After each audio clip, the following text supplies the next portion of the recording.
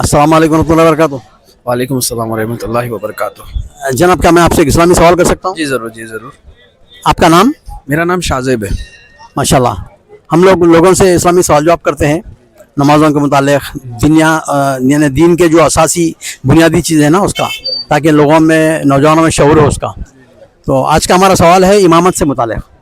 जब 1 से 4 मुसलमान जमा होते हैं और नमाज का वक्त हो गया, नमाज पढ़ाना है, तो इमाम को कैसा होना चाहिए? इमाम के हकदार कौन से लोग हैं, बता सकते हैं कुछ? इमाम के हकदार ये देखिए, आपकी पहले तो पहनावा होगा, पॉइंट रखने के ऊपर रहना होगा, और टोपी ज़रूर है, और नमाज हर सूरा उनको आना होगा, मतलब कम्प्लीटली पूरा कुरान को ज़्यादा पढ़ा होना।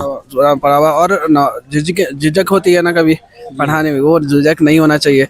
और जो है सो हर चीज़ की अच्छी नॉलेज होना चाहिए, ताकि कुछ पढ़ाने के बाद दुआ भी कराते हैं ना, दुआ भी बहुत इंपॉर्टेंट होती है। आजकल लोग दुआ के नमाज पढ़ के, जैसा नमाज होती है दुआ के नहीं पढ़ते हैं, चले जाते हैं।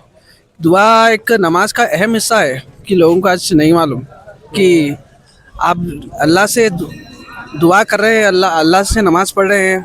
जब अल्लाह आपसे मांग रहे हैं कि मांगो मुझसे, क्या कोई है अभी तहज्जुद का, अब देख लीजिए, अल्लाह कह रहे हैं कि कोई है जो मुझसे मांगने वाले रात में। अभी आजकल पूरा सो रहे हैं 3 बजे, हम नमाज पढ़ रहे हैं, जब अल्लाह से मांगने का है उसी टाइम पे हम उठ के चले जा रहे हैं। आपको मैं एक बात बताता हूँ, नबी करीम सल्लल्लाहु अलैहि वसल्लम जो है ना, जितना भी मांगते थे नमाज के अंदर मांगते थे। दुआएं आपकी जो है ना रुकू में होती थी, सजदे में होती थी, और ख़ास तौर से बहुत सारे लोगों को नहीं मालूम है, तशहुद पढ़ने के बाद दुआएं हैं असल, सलाम फेरने के बाद अस्कार है खाली। तो माशाल्लाह आपने कुछ बातें बताई हैं। तो इमामत के लिए देखिए, हकदार वो शख्स है जो ज़्यादा से ज़्यादा कुरान जानने वाला हो, उसके बाद सब बराबर हैं अगर, तो फिर हदीस नबी करीम सल्लल्लाहु अलैहि वसल्लम की सुन्नत जानने वाला हो। अगर उसमें भी सब बराबर हैं तो हिजरत करा हुआ हो। अगर सब हिजरत दूर से आए हुए हैं, दूर से हिजरत करे हुए सब, तो सबसे उम्र में सबसे ज़्यादा हो। तो माशाल्लाह इन बातों का हमें एहतमाम करना चाहिए। शुक्रिया, जज़ाकल्लाह खैर। अस्सलाम वालेकुम रहमतुल्लाहि व बरकातुहू। वालेकुम अस्सलाम रहमतुल्लाहि व बरकातुहू। जनाब, क्या मैं आपसे एक इस्लामी सवाल कर सकता हूँ? जी बिल्कुल। आपका नाम? रैयान। माशाल्लाह, आप कहाँ के रहने वाले हैं? ये हैदराबाद एरिया है, सुल्तान शेख। माशाल्लाह। हम लोग लोगों से इस्लामी सवाल जवाब करते हैं, ख़ासतौर से यूथ, नौजवानों से, ताकि इस्लामी अवेयरनेस में जो है ना इजाफा हो उनके। तो आज का हमारा सवाल है इमामत के मुतालिक।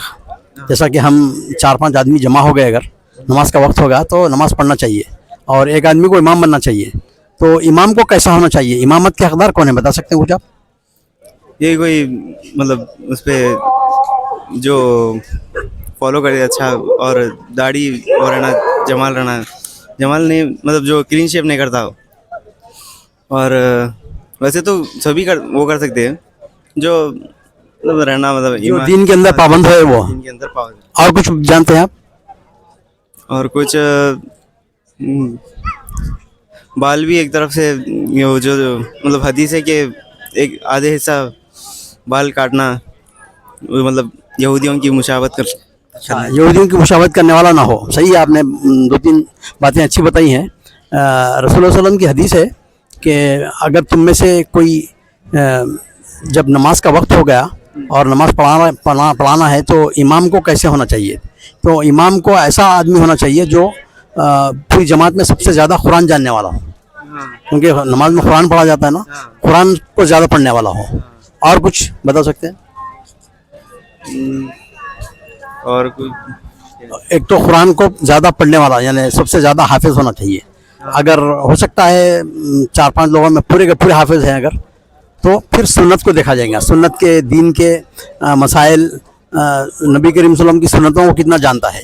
अगर वो भी बराबर है अगर, तो फिर हिजरत करा हुआ होना चाहिए, दूर से जो पढ़ने आता है, दूर का आदमी जो है ना उसको होना चाहिए। अगर सब बराबर, सब एक ही इलाके से दूर से आते हैं, तो सबसे जो ज़्यादा उम्र का होता है ना उसको बढ़ाना चाहिए। तो माशाल्लाह आपने कोशिश की है, जज़ाकल्लाह खैर।